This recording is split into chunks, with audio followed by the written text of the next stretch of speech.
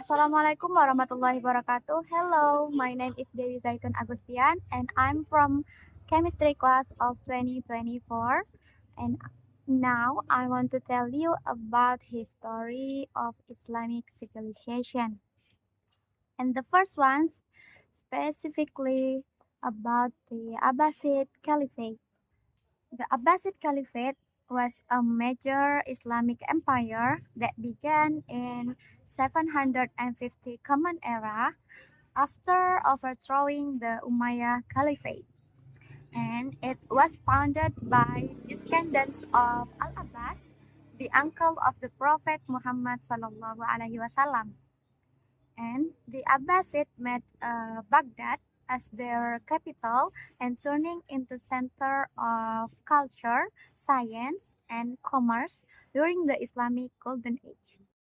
At its height of legacy, Harun al-Rashid, the territory of Abbasid Caliphate across the North Africa, the Middle East, and the Central of Asia. The achievements of Abbasid Caliphate during the Islamic Golden Age, the first one I can say make inclusive society that was Abbasid embrace the first ethnic religious group and including non-Arabs and converts, fostering a multicultural empire. The second one is founding Baghdad as their central of trade, science, and culture. And then the third one is a translation movement and philosophy. That was Abbasid scholars translate many of language that was a Greek, Persian, Indian into Arabic text, and then make any philosophers like Al-Kindi, Al-Farabi, and Avicenna. And after that, any philosophers in this era influencing the later of European thinkers Renaissance. Abbasid made a significant advance in scientific and technological progress. Like I can say about medicine, there is Ibn Sina, or as well known about Avicenna. There's pioneered about medical knowledge with creation of teaching hospitals and comprehensive medical encyclopedias. And the second one about chemistry and alchemy.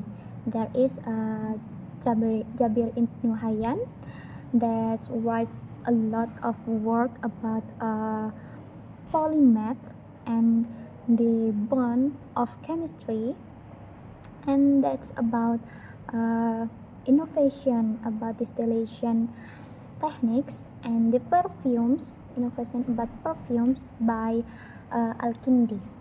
And the third one, all I can say is about physics and optics. There is Ibn al-Haytham that predating Galileo by centuries.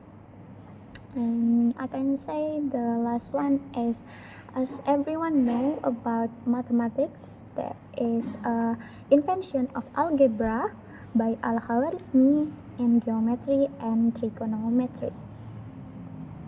And then at the end of Abbasid, caused by when the Mongol army sacked the Baghdad brutally and destroyed all the city, even the mosque, library, and irrigation system. And then they sacked by Mongol make Baghdad fragment by any small countries. And that's also mean that Abbasid had a weak political power, and that's the end of Abbasid also mean about the end of Islamic Golden Age. To answer to question number 4, I don't agree with the view that say Islam was imperialistic and colonizer just to spreading their power. The expansion of Islam often talk about trade, cultural exchange, and peaceful propagation. rather than military attack. The expansion of Islam still respect or even integrate with a local culture and social structure. On the other hand, the Western is the one who was imperialistic. They direct political, economics, and religion domination over Muslim lands, often disrupting Islamic societies. Like for example, I can say about Palestinian and Israel.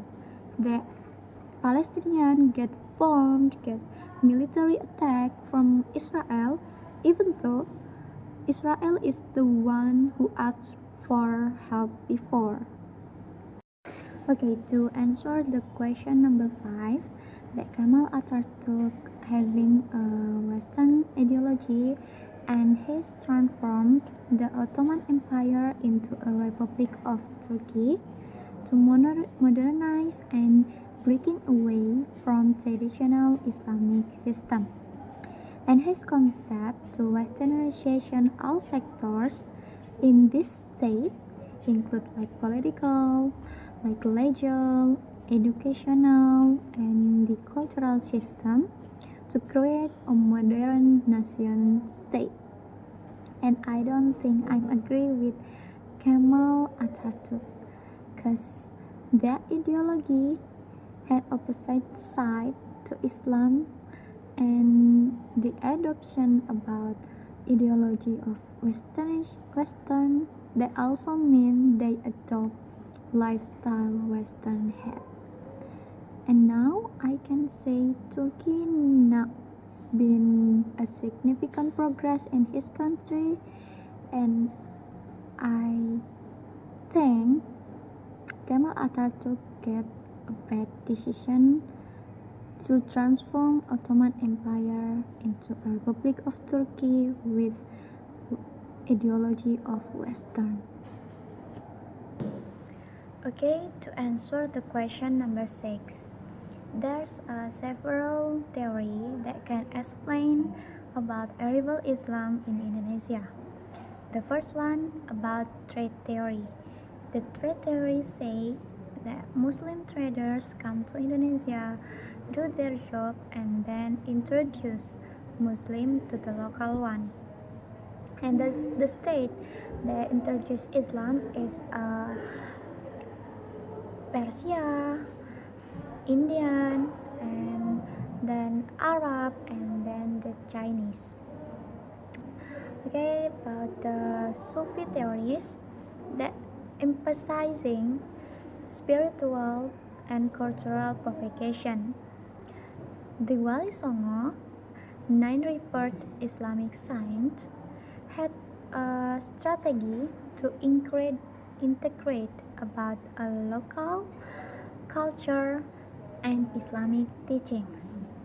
They using art, culture, and educational to spread peacefully Islam in Indonesia.